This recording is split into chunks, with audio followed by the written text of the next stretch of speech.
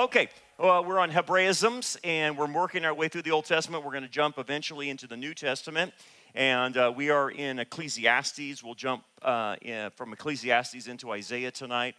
Again, jumping to the Hebraic idioms that are not commonly understood. You might have heard this Hebraism, there is nothing new under the sun. We use it now even today in colloquialism. And what Ecclesiastes is saying is that which has been is what will be, and there is nothing new under the sun, as the phrase goes. Obviously, Solomon is reflecting on life as he lived. He was the Hugh Hefner of the day. He was not only the Hugh Hefner of the day, he was the Bill Gates and the Elon Musk of the day, the richest man to ever live, and had every pleasure he could ever want, everything at his beck and call. And so he wrote Ecclesiastes, but he wrote it under the guise of under the sun. And under the sun means the natural life without God, in the fallen order, and just kind of limited to an earthly perspective. And what he is saying is this, that the idiom is mankind on his own cannot come up with anything new, nor can demons, nor can Satan. They just keep repackaging the same old stuff. And, Terry and I will talk on the radio. We talked on Monday about communism and Marxism and socialism. And it's like, dude, there's nothing new under the sun. These Democrats and leftists in our country keep wanting to try it, thinking it'll work for them. And then they're so smart, it's going to work when they do it. And it's like, you're an idiot. It has never worked. It's not going to work. It's destined for failure every time someone tries it. Because it's based on materialism, godless atheism, and all kinds of unbiblical practices, and that's why it doesn't work. And it's killed millions and millions and millions, and no one seems to want to consider that. But what it is, it's repackaged, and even going back, okay, where did Karl Marx get his ideas, in the 1800s? Well, he got it from the Jesuits, and the Jesuits had come up with a communal living, a way of doing missions. And so really, Karl Marx wasn't the one who invented it. He piped it off of the Jesuits. The Jesuits have been practicing communism for a very long time, and they still do. And that's why you shouldn't be shocked out of some of the Latin American countries, out of the Catholic countries down there, that they practice liberation theology, which is a blend of communism, Marxism with Catholicism. So it doesn't shock me. It's all tied together. They're all linked together. But, it's nothing new under the sun. It's not like mankind invents something brand new. Now, we have technology that makes things new, but the ideas, like we're going to talk about later tonight, is nothing new. Like tonight we're going to talk about AI and what they're doing with AI to get us all propagandized, but they're doing it through romantic connections in AI. And people are like falling in love with their chat box and stupid things like that. It's stupid crazy, right? But what is it? It's the old art of seduction. Sex sells, right? You know that in marketing, you know that. And that's as old as prostitution is in the Bible, right? So it's always been that. And so now we have technology, and it seems sophisticated, but it's the same old stuff. It's a lie that's repackaged in the shiny new wrappings, but it's the same stuff. And what you see in society and in life is that once you've lived long enough, you've seen the same things over and over again. People just keep repackaging stuff. And it's like, man, we dealt with that a while back. Now we're dealing with it again? Yeah, because each new generation thinks it's brand new to them. And because people don't know history, and some of us that are history buffs, what's the old saying about history? If you don't learn it, you just keep repeating it, that however the phrase goes, right? So if you don't learn from it, you keep repeating it. Well, each successive generation that doesn't learn history keeps repeating the same junk over and over again. Well, let's try this again. Let's try that. And it never works. And you're talking about Solomon, who tried everything. At full Monty, he tried everything. Hundreds and hundreds of women. Unlimited money, unlimited resources. He went into building projects, and that didn't satisfy him. He built magnificent buildings. He was doing trade all over the place, in Africa and up into Europe and every place. Solomon was unbelievable. He was the richest man at that time. He said it was all vanity. It was the same stuff, repackaged again. So the theological insight, as you're going through life, is that only God brings new revelation to us that tells us not only about him, but about reality. And anything new comes from him, and he gives us that insight.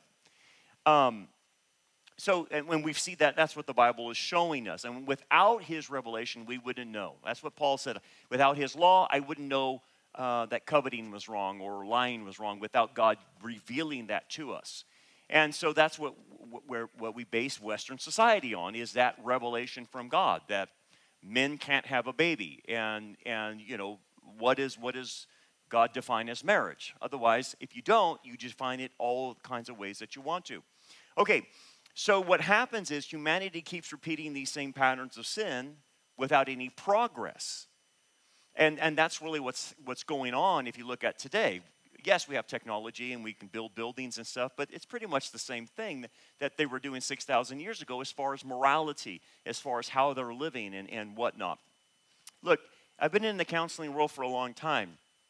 And once you counsel for about, 15 years, you start seeing the same patterns. It's the same stuff over and over again. People are not inventing new ways of doing things. They have the same pattern. And so after a while, you can almost predict what's going on in someone's life based on the pattern that you see in the counseling, because human patterns don't stop. They keep repeating itself. And like I've talked to you guys before, the cyclical pattern that gets passed on from our families to us is a pattern that a lot of people don't break.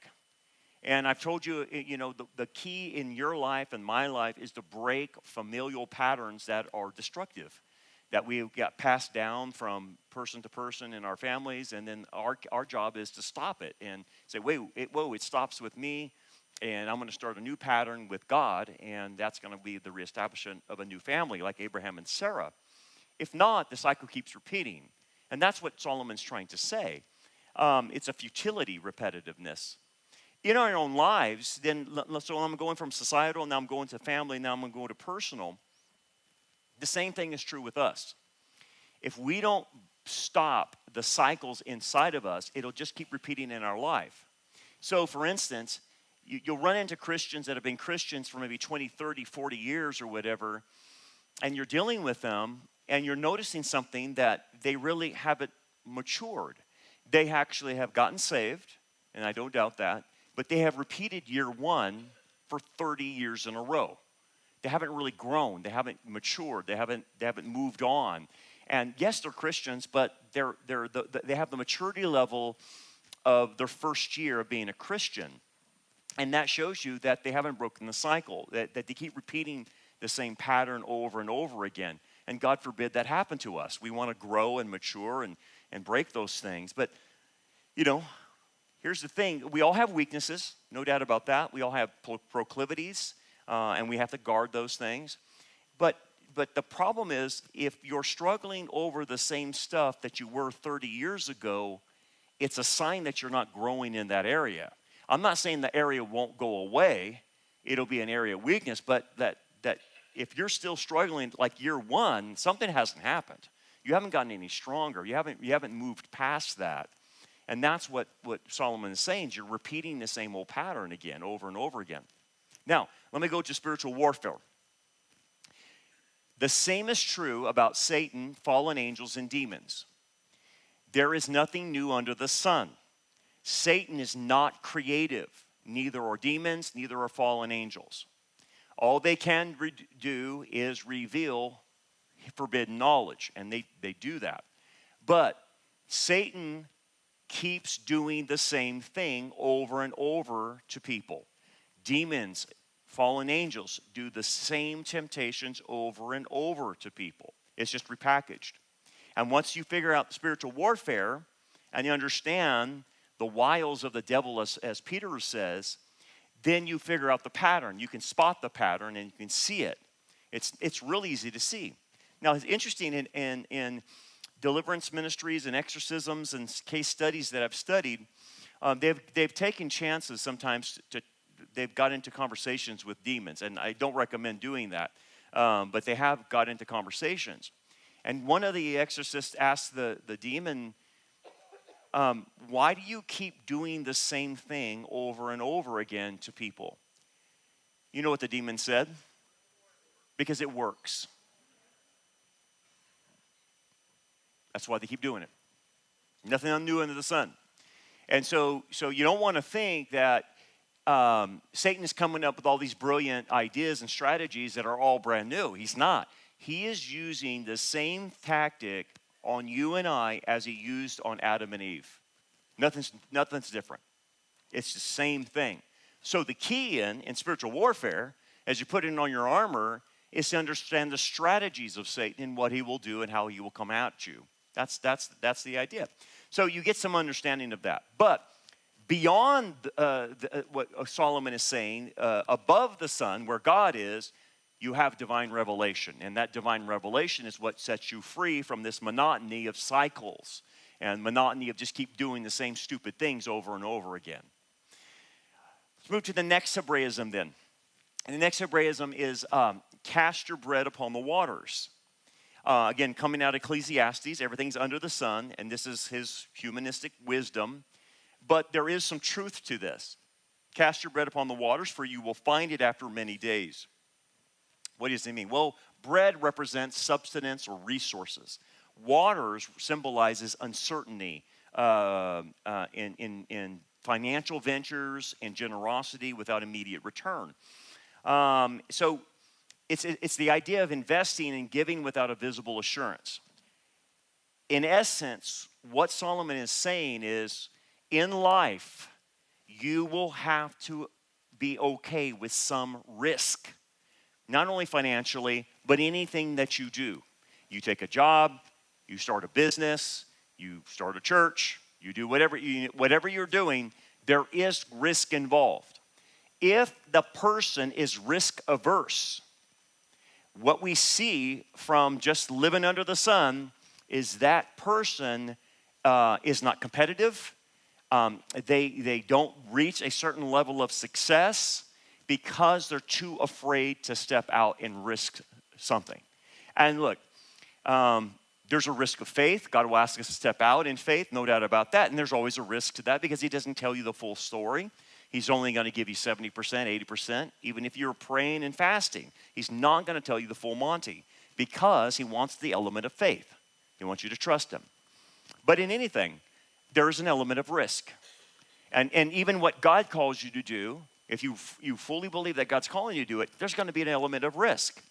And that's what people have a problem with. And that's why people don't accomplish all the mission in life for them that God has for them. He has a lot that he wants to accomplish out of each and every one of you. But the problem is we hold ourselves back. We're too afraid to step out. And you can see this in your family. Do you know people in your family that are risk averse? And if you can think about that person, look how it's stunted their not only economic growth or their gifting to be able to grow more in their gifts, but their spiritual growth. They just can't grow because they're not willing to take a risk. Try something different. Try something new. Try something that God's calling them to do. If life was meant to be comfortable, I don't know what kind of life that is. That's a boring life. You really are able to taste life as it should be when you take risk. Is it scary? Yes, absolutely, it's scary. It should be. That's what risk is. There is a certain amount that you're challenging the reality. You're challenging yourself, and look, it's scary, no doubt about that. I mean, a lot of the things I did when we started Rock Harbor, dude, I was nights and nights without sleep. Stomach was upset all the time. You were walking around with this scared mentality that just made you shudder. But lo and behold, you do it and you step out and it does go as God calls you. But I can't tell you you're not going to have sleepless nights. I can't tell you that your stomach will be upset. I can't tell you that. It's a lie. You will face a hardship if you step out, but it is worth it at the end. It seems overwhelming sometimes. It seems overwhelming, but you've got to do it because you don't know how much potential you have inside of you. You don't know how much potential God has put into you. You don't know until you step out and try it. And that's what Solomon is saying. Take a risk. Do something. So again, a lot of this, again, is financial, but you can broaden it out. But he's talking about even generosity. Even in generosity financially, you're going to take a risk because you're giving things away. And you, like Jesus said, like we said on Sunday, you're not supposed to expect anything back. But what you see with God doing is he does bless you in certain ways when you are generous with people and you're with your money and things start happening. Now, again, don't get the idea that if I'm generous, I'm going to win the lottery and be a millionaire. That's not how he's working like that. God's, if you ask for bread, God's not going to give you a snake. And you winning the lottery would be getting the snake because that's going to destroy you, right? Because it's destroyed a lot of people. But here's the thing. Somehow, some way, when you're generous, it comes back to you certain ways. You might get a check in the mail from the IRS and you never expected, and like, wow, this is the same amount that I gave away, or it was some weird thing like that, or someone gave you a gift, or someone gave you a car, or someone did something nice to you and paid out whatever you gave back or gave away. And it's weird stuff like that. It's nothing that makes you rich, but it's God showing you, I see your generosity, and I'm going to take care of you too. So it's that idea. So giving, financial risks, or acts of faith, if God's calling you to do that, even when the outcomes are unseen, and that's the idea. The unseen is the water. So in the Hebrew mind, water was chaos. Water was, you couldn't predict it. The waves are going back and forth and things. And that's why it says cast your bread or your provision or your money on water. And water's that chaos. Because you don't know what's going to happen. But what you're supposed to do is trust God in the chaos, that he can bring order out of chaos. That's the idea. So I'm going to do that. And that's kind of the idea. Now let's move to a more relational thing. And a relational aspect that you see, because we're now jumping from Ecclesiastes into the Song of Solomon. Song of Solomon, interesting enough, is a picture of a bride and a groom, or even two people dating, so to speak, before they're married, fiancés, getting ready to get married. And it's Solomon and the Shulamite. And this is, if you read the Song of Solomon, this is interesting because Song of Solomon tells people how to go about in dating, and then what should happen in marriage. It deals with all levels of areas of communication, romance, love, sex. It is actually God's manual on how to have sex properly. And anyway, so there's a lot of relational stuff in the Song of Solomon that's very good. But, even the rabbis forbid, if you weren't bar mitzvahed, you couldn't read the Song of Solomon because it's pretty risque. It's not for children, obviously, because there's a lot of metaphors, and the metaphors point to sex, different sexual acts. And you can read the metaphors as an adult, and you can read right through that, and you see exactly what it's saying. But it's actually God's manual on sex, and how to have it properly in marriage, and what to do, what not to do before. It's actually a very beautiful layout of that. Anyway, since you're in the Song of Solomon, everything is relational. So he says this Jewish idiom, catch us the foxes, the little foxes that spoil the vines, for our vines have tender grapes. Now the idiom foxes are, what would happen in the Middle East is these foxes or jackals or even coyotes would come and they would eat, they go into the vineyards, and they didn't have the vineyards like we have today. Everything was kind of, they grew inside of hills and stuff like that. They weren't fenced off or anything. So anyway, these little animals like foxes would come and they'd eat the blossoms and the tender shoots of the grapes. And so the grapes couldn't come out, they couldn't ripen or anything like that. And so animals would destroy your crop. So you had to put a watchtower in your vineyard when the grapes were coming out, and you had to have people stand watch in the watchtower during the whole time before harvest. So that didn't happen. So what Solomon does is he takes that aspect that would happen in Israel and he puts it in a relational term.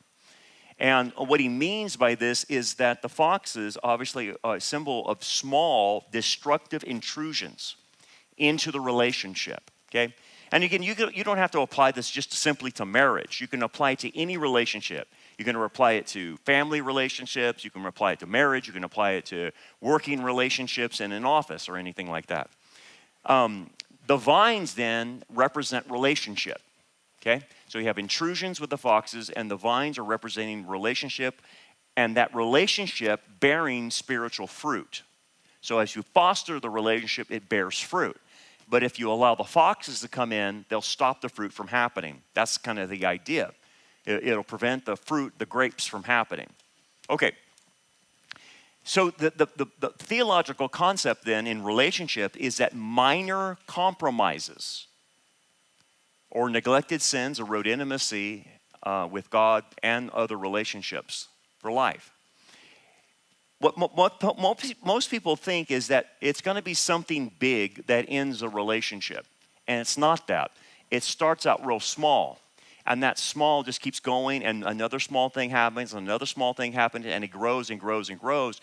And before you know it, over the years, it's turned into something massive that you can't get past. Don't get me wrong. There are occasions, obviously, when something big happens.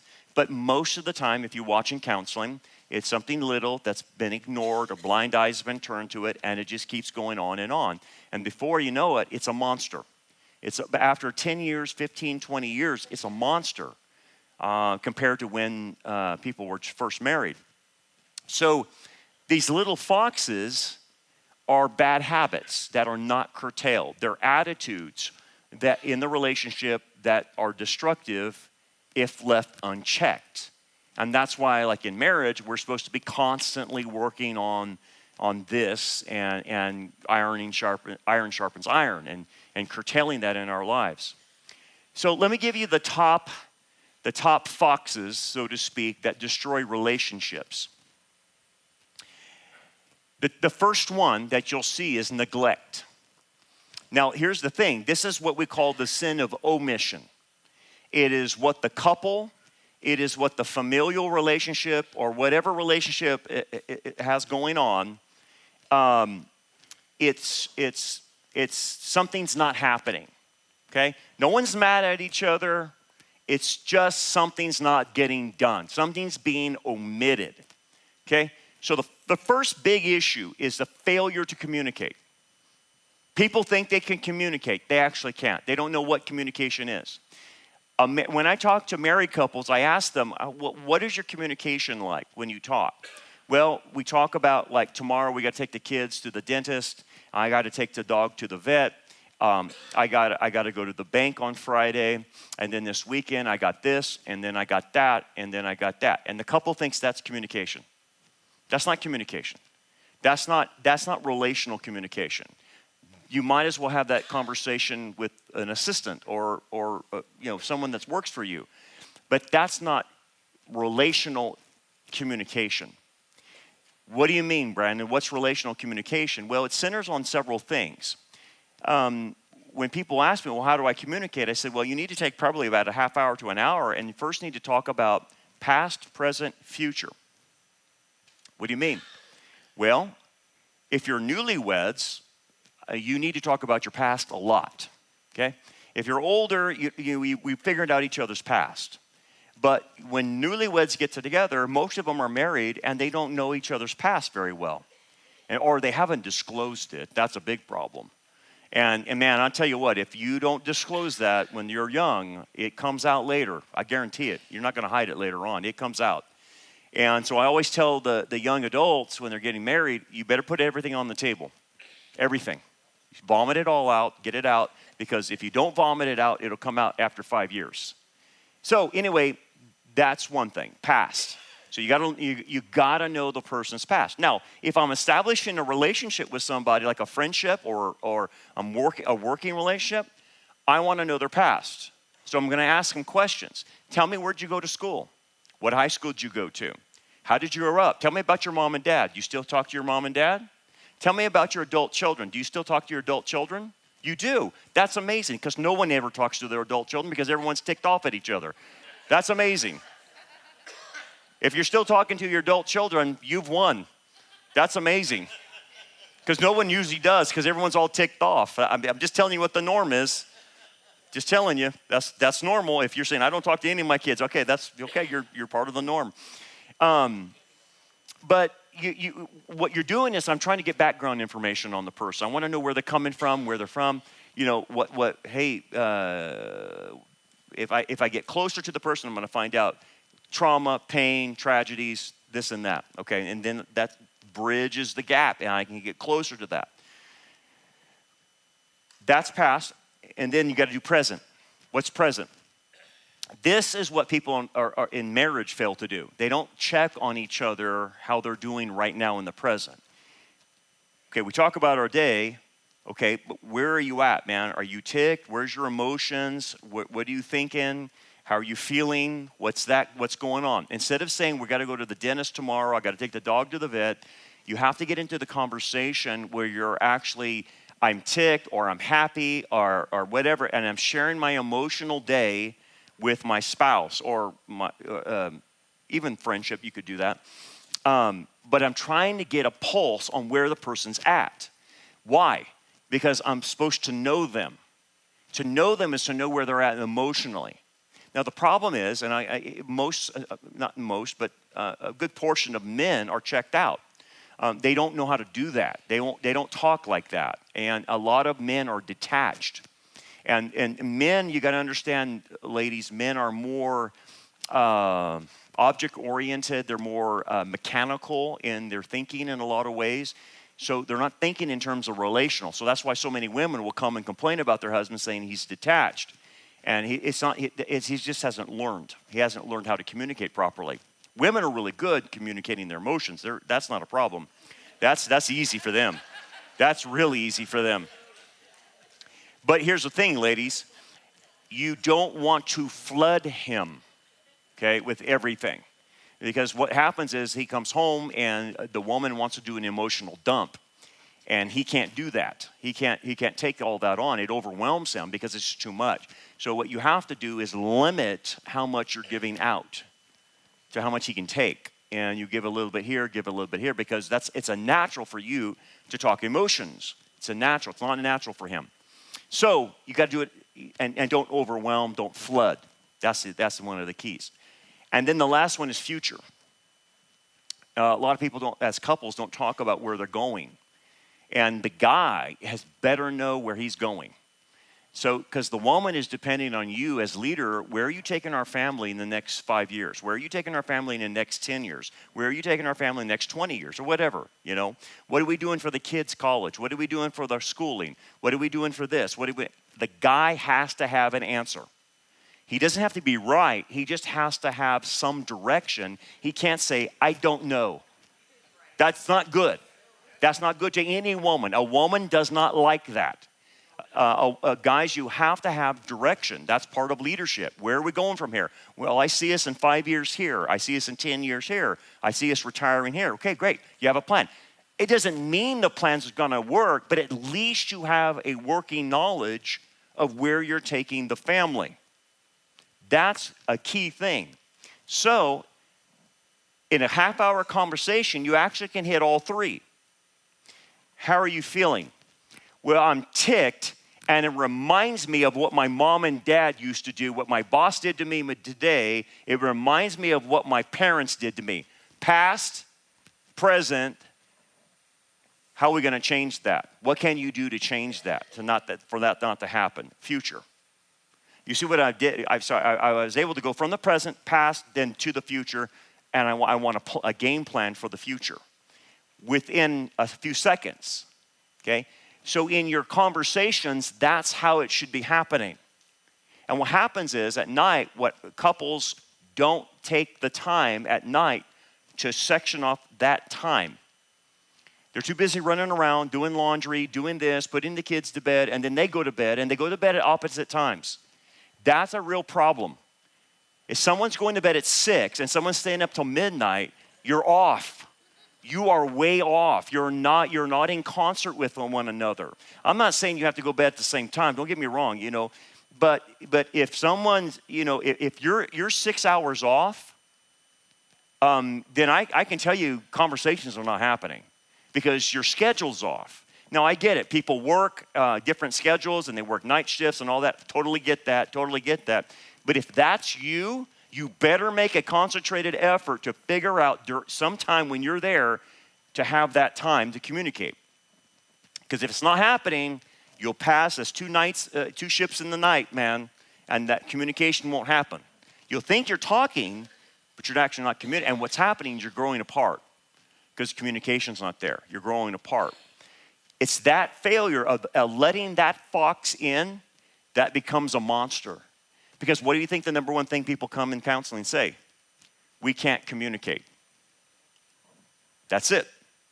The second one, the fox of pride. What do you mean? Well, sometimes in the relationship, one or both are always needing to be right. One or both resist correction or counsel, and one is competing rather than cooperating. One is dismissing the other's perspective because they think they're the most important. So pride, the problem with pride is it doesn't let you hear the other person because you always have to be correct. You can't be corrected. And so you're in a one-up situation in the relationship. There's never any deferral. And so that's a quick path to divorce, very quick. Because if one person can't correct, then you got a problem on your hands. And that's a big issue right there. The other fox is unforgiveness. This is a biggie too. So what ends up happening a lot of times is one partner will make a huge mistake, like having an adulterous affair. And let's say they try to get reconciled back together. I have seen very few make this work after an affair has happened. Because one issue that the victim in the relationship has is that they have unforgiveness. And they hold the grudge, and they keep emotional score from that day forward. They will not forgive the person horizontally, and they just hold it over their head for the rest of their life. And if you ever seen that kind of relationship, you'll kind of wonder, you may not know the background, but you maybe sense this. You'll look at and you'll say, how come that guy, I know he's like a real leader in the work world, and he's real good here at his job, but when he comes home, his tail is between his legs, and he acts like Casper Milquetoast. And why does he turn a blind eye to everything she's doing, and he's not paying attention to? And it's like you're looking at a different guy compared to what he is in the work world. It's a totally different guy. I can tell you what's happened. That guy has been beat down by unforgiveness. He has been held over by a grudge of his wife because he did something stupid. He had an affair or something like that, and he did something stupid, and he is paying every last dime every day for the rest of his life. And that's why his tail is between his legs. That's why he won't make a move. That's why he turns a blind eye to what his wife does. And she's got him. She's got him. He's henpecked. He's everything. Because he thinks he's going to have to do penance to her for the rest of his life. And it's a sad situation. But man, it happens a lot. It happens a lot. Now, most people, they get divorced because they can't deal with it. But anyway, they'll carry this. And that bitterness and resentment shows itself in anger, uncontrolled anger. And that anger is inside in their soul, and it's just simmering all the time. So that's why sometimes you'll see somebody that's in a marriage or relationship, and they go from like level 1 to level 10 on just a small irritation. And so they'll come into counseling and they'll say, man, he just like, or he or she's just going off the handle. It's just berserko. And what's happening is he or she is doing a small irritation that's igniting that anger that's already there over the big issue. And that's why it just becomes uncontrollable rage. And it's like, dude, what's wrong with you, man? What is happening to you? And so that person is dealing with bitterness and unforgiveness. It's destroying the intimacy. And it is definitely a fox that gnaws out the root of that one. That can end the relationship. The fox of careless words. The fox of careless words is, you'll see couples do sarcasm in front of other people, even at dinner, even at church. And it's disguised as humor, but they're making digs at each other in public. Now, I've seen plenty of that. And you probably have seen plenty of that. You probably went to dinner with people like that. And they're making digs, and the dig, it's kind of funny, but it's actually true, and you know it, and they're doing that. They'll frame also their gossip about that relationship as concern. Let me tell you what my husband's doing. Keep this in prayer, and they'll do that in front of the Bible study. And it's like, oh, okay, so you're gossiping about your spouse in front of the Bible study. You don't do that. That's wrong. Or complain or criticize their spouse to others. They go have coffee, they go whatever. It's one thing if you're getting counseling. I get it. But the counselor is not going to let you sit there and badmouth the other person. The counselor is eventually going to say, and what are you doing about the situation? The problem is they go to friends and they just complain and complain and complain and complain. Here's what happens. That complaining comes back.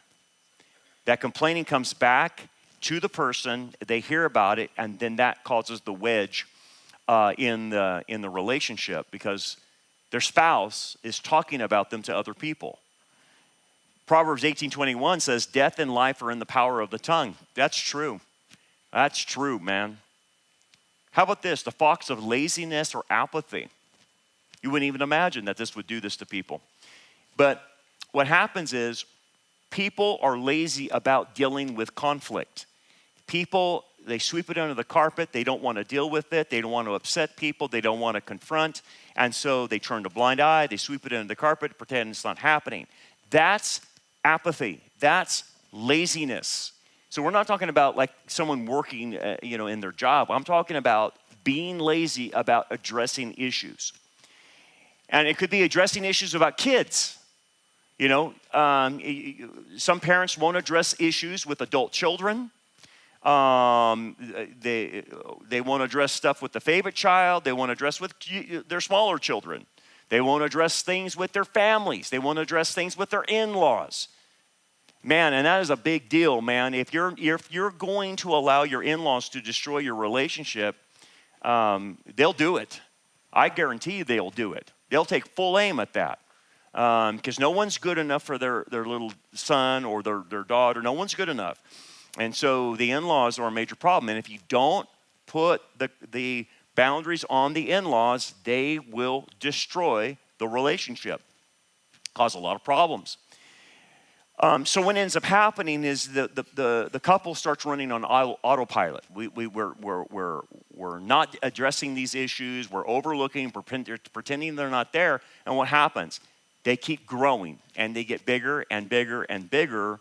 And before you know it, you've got a mess on your hands because everything has been ignored. And it causes division. Fox of compromise. So we'll justify small sins.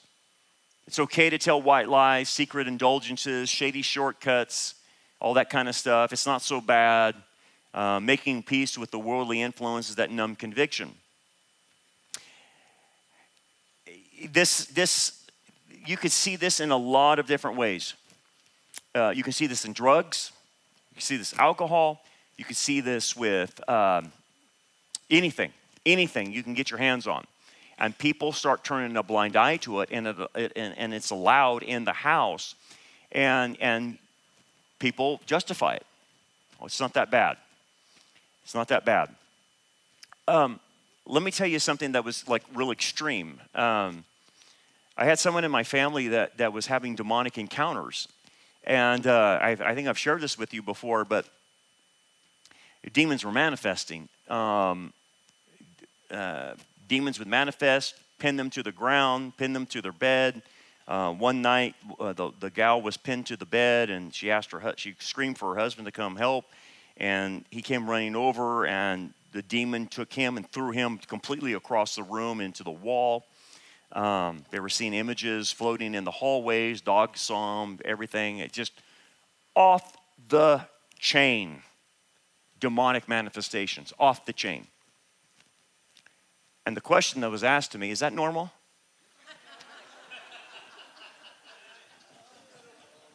I said, what do you mean, is that normal? And they go, well, this has been going on in my life since I was 5 years old. What? This has been going on since you were 5 years old? And now it's happening in your marriage? Yeah. You start realizing that people will accept abnormal, and the abnormal becomes the normal until someone from the outside says, no, that's crazy. That shouldn't be happening at all.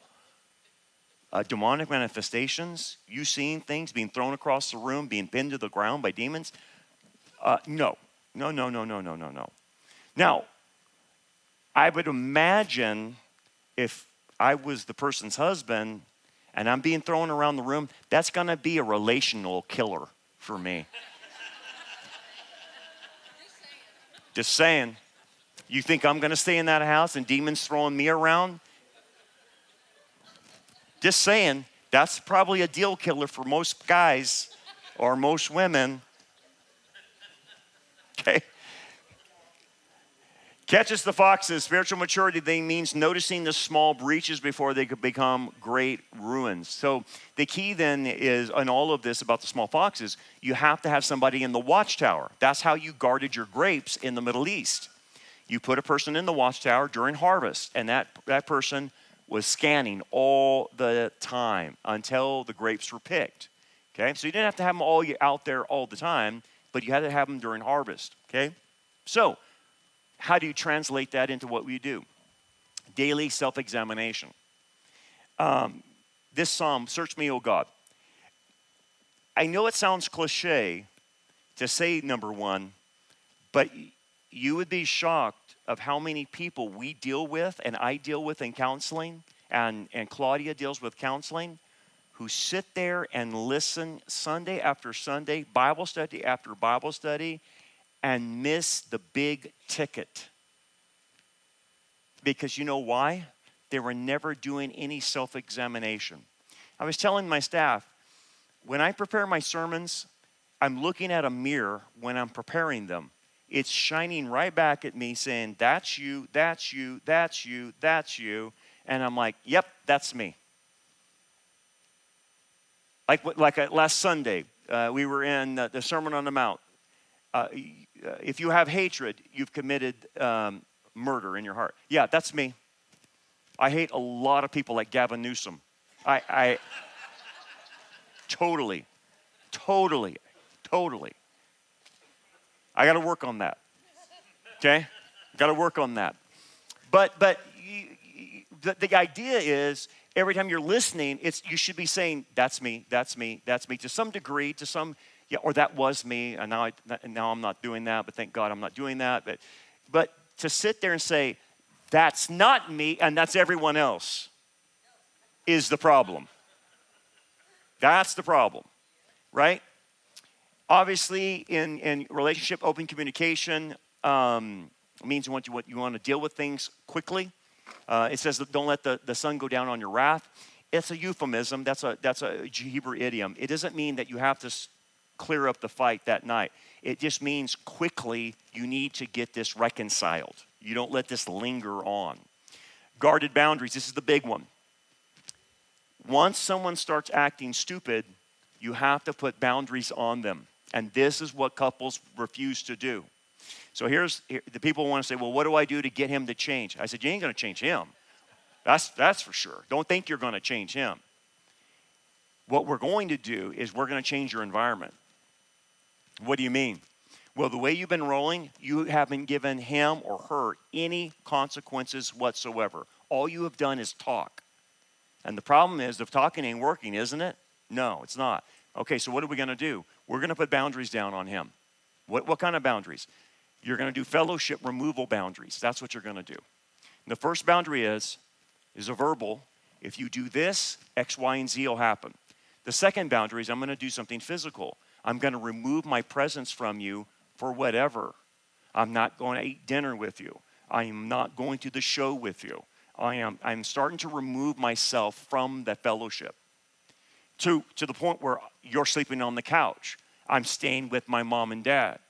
And you just keep moving degrees and degrees and degrees until the person feels enough pain of the boundaries that they stop doing the activity. Okay, I know what you're going to say. What if I keep putting the boundaries down and they don't respond? You're dealing with a sociopath then. Because normal boundaries eventually cause enough pain and they stop the junk. But if you tell me that we go through all the boundaries and they're not working, you got mental illness on your hands. And you're right. No boundary will work on mental illness. And some people, I have to tell that too about their kids. I said, your kid is exhibiting mental illness. That's not normal. You need to have them checked out. We need to have them have a psych eval. Now, people don't want to go there. But look, when normal discipline doesn't work, even with a spouse, something's not right up here. Because no one wants to lose relationships. No one wants to do that. No one wants to feel the pain of a loss of relationship. They want to keep doing the sin and keep the relationship. But when you cut them off, say, hey man, dude, you've got to stop that, and you're not coming for Thanksgiving, you're not coming for Christmas, you're cut off until you repent. They don't like that. Now, here's the problem. They won't do it. That's the problem. They won't do it because you know why?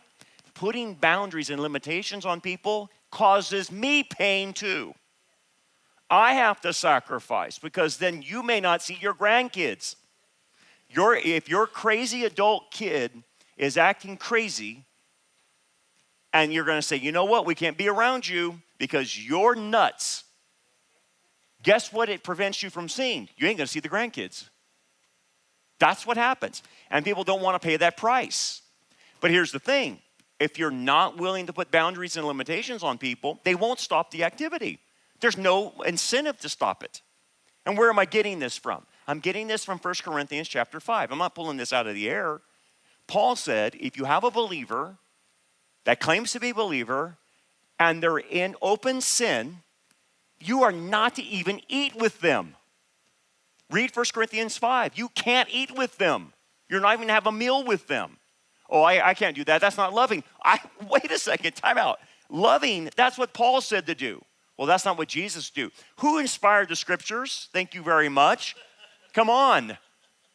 The Holy Spirit is the Spirit of Christ, it says. Okay, so the Holy Spirit is inspiring Paul to say that. You have no other option other than to give them boundaries and limitations. Well, it's going to hurt me. Yeah, I know. That means you're going to sacrifice. So that means if I kick him out, what am I going to say to my kids? Well, start with their age-appropriate information and tell them why daddy's not home right now, age-appropriately. You don't have to get into all the gory details. But you might want to say, well, dad needs to straighten his head out. We're going to give him some time to straighten himself out. Something like that. But you don't have to get into the gory details, okay? Because age-appropriate, right? But do not be afraid of putting boundaries on people. You say, well, I'm going to lose the relationship. That's not what the scripture is telling you to do that, to redeem them. That is your only way to redeem them, is to push them away. I know it sounds awkward. It sounds paradoxical. But you know what? I've seen it work. I've seen it work. I've seen parents tell their adult child that's living with somebody, you can't come here anymore. You're in fornication, and we're not allowing you in this house. And so, of course, the daughter's 20-something years old. I forget you. I'm on my own. I'm doing whatever I want to do. She goes out. And of course, I'm counseling them at the same time. And we're like, stay faithful. That's what Scripture's telling you. Don't cut them off. Don't have dinner with them. Don't have lunch. Don't have any communication with them. Let her go. So she did. So she shacks up with this guy for an entire year. Guess what happened to her? She started losing her mind. started losing her mind. She wanted to talk to her parents, but they're cutting her off because she's still living with the guy. She won't cut it off. This went on for a year. Parents cut her off. I said, hang in there. You watch. Just hang in there. She goes mental and goes into a mental institution here in town. She leaves the boyfriend, stops shacking up, loses her mind temporarily, and in the hospital, she repents. She says, okay, I'll stop. The moment she stopped, she got her brain back. The moment she stopped, everything got clear, and she went home to be with her parents and repented. And her parents took her in. And I said, that is what I am talking about. That you give the person over to the destruction of the flesh and let Satan have his way with them. They go live in a prodigal son life, and eventually they wake up in the pig pen. And what does the prodigal son eventually do? He comes home. And I said, you're going to have to wait for her to come home. And I said, did the prodigal son go and follow the boy? No. Did he pay the boy's bills while he was away? No. What did he do as far as money? Well, he spent all of his inheritance. That's right, he went broke, didn't he? Yeah, and he was eating the pods that the pigs eat. Yeah, you're going to have to wait till that. And that's what happened with that girl. She literally had a mental breakdown, but the minute she repented, everything got clear again. Something's there. I'm just telling you, something's there about that. So boundaries are a big deal. They work. It's just they make you suffer too. Consciousness, you got to be tender, obviously, respectful, but with truthful as well. You don't want to be off the chain. And then you have to do ongoing cultivation. You have to do ongoing check-ins all the time in the relationship. Because if you're not touching base and you take your hands off the wheel, it goes crazy. Marriage especially is the hardest relationship you will ever have in this life. It's the hardest. Work relationships are easy because you just see them at the office and you can leave at 5. Other relationships are easy because you can just bug out. But you are stuck at home, and there's no escape out of that. So that makes it the most difficult of all relationships. But what is God trying to teach you through marriage or any intimate relationship with your family? He is trying to teach you not about other people. He's trying to teach you about you. The relationships you have are meant to teach you about you and what you're doing and how you're coming off and what you're saying. So don't think relationships are about learning other people. Yes, you're learning other people, but you're supposed to learn about yourself. That's the whole point. Iron sharpens iron. You're sharpening them, but they're sharpening you, right?